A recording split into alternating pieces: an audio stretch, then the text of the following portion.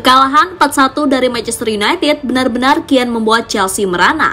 Tak hanya dari segi moral, secara klasmen pun The Blues pada akhirnya harus puas keluar dari 10 besar. Sebuah pencapaian yang tentu tak diharapkan, mengingat mereka adalah tim paling royal dalam membeli pemain. Nah, dari sekian nama mahal yang dibeli, tentu Michael Mudryk adalah yang paling disorot. Pemain yang dibeli 100 juta pounds itu kembali menampilkan permainan yang membuat fans Chelsea sampai diambang batas kesabaran. Hal yang kemudian semakin menegaskan status investasi bodong kepada pemain yang satu ini.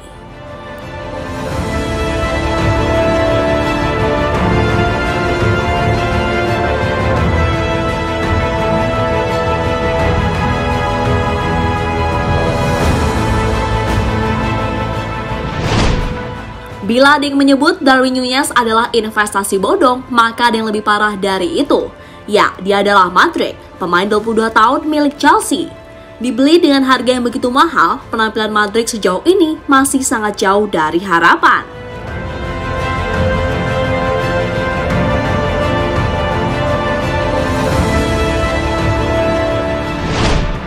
Ya, kebapukan Mudryk kembali terlihat saat Chelsea bertandang ke markas MU. Ia yang dimainkan di sayap kiri tak bisa berbuat banyak. Tercatat, ia hanya mampu melepas 2 shot sepanjang laga, dan itu pun hanya 1 yang on target. Selebihnya, pemain asal Ukraina itu sama sekali tak kelihatan perannya.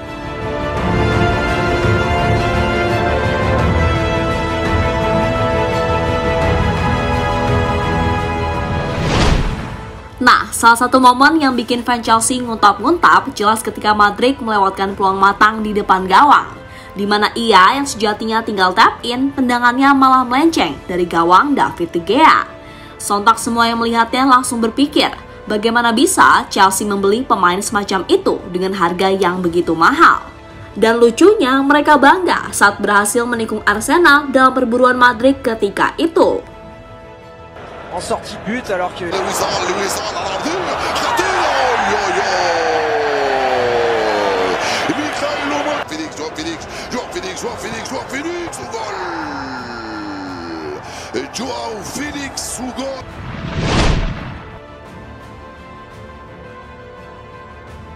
Kejadian Mudryk gagal di depan gawang jelas bukan pertama kalinya. Ingat saat laga melawan Aston Villa, ketika itu ia bahkan sudah berada di situasi 1 lawan 1 dengan Emi Martinez. Namun yang terjadi, sudahlah, sulit untuk dijelaskan.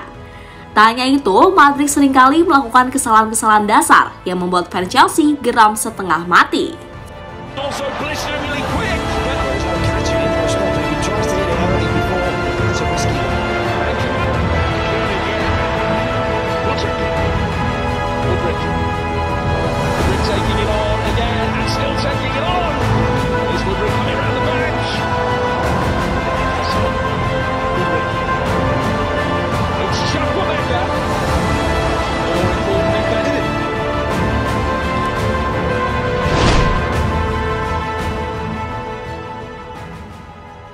Datang ke Chelsea dengan sejuta harapan, namun pada akhirnya yang terjadi justru bak pengkhianatan.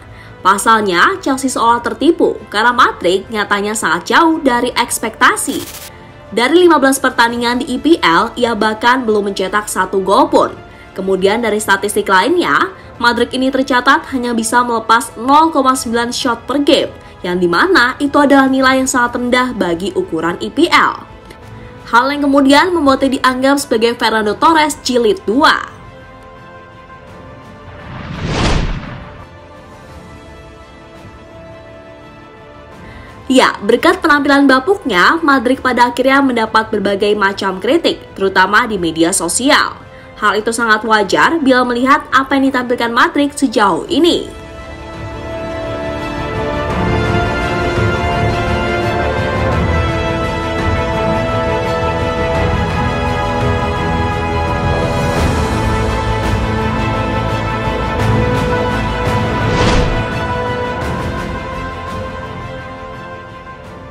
Meski mendapat berbagai kritik, Mudryk sendiri mengaku tak gentar.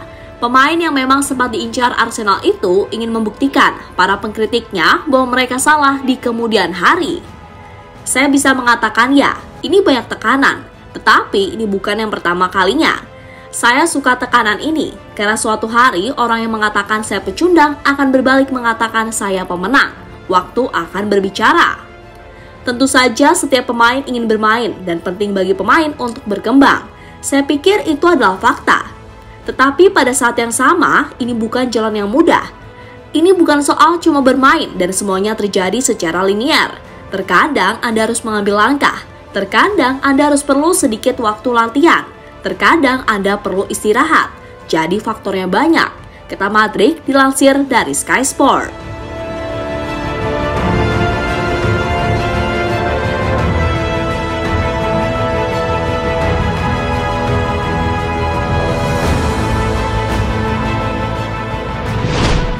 Ya, di tengah banyaknya kritik yang dilontarkan kepada Madryk, Andriy Shevchenko yang juga pernah menjadi pemain Chelsea memberikan pembelaannya, di mana ia mengatakan kalau Madryk ini masih butuh waktu untuk adaptasi.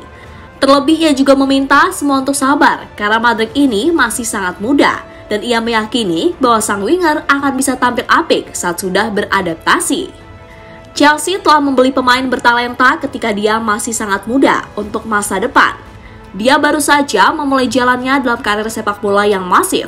Dia bagian dari proyek ambisius. Dia berada di tangan yang baik. Keputusan untuk mendapatkannya sekarang bergantung pada seberapa besar kepercayaan klub pada bakatnya. Tutur ex-striker timnas Ukraina itu kepada Sky Sport.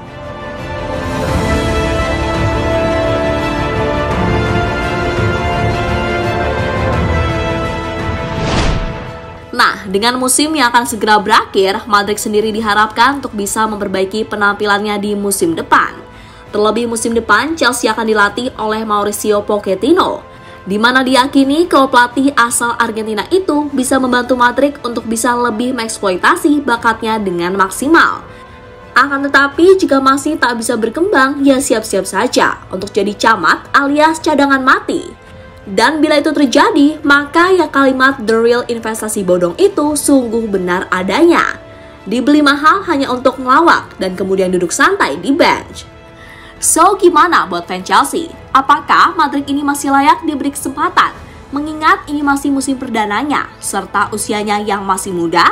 Tulis di kolom komentar, oke?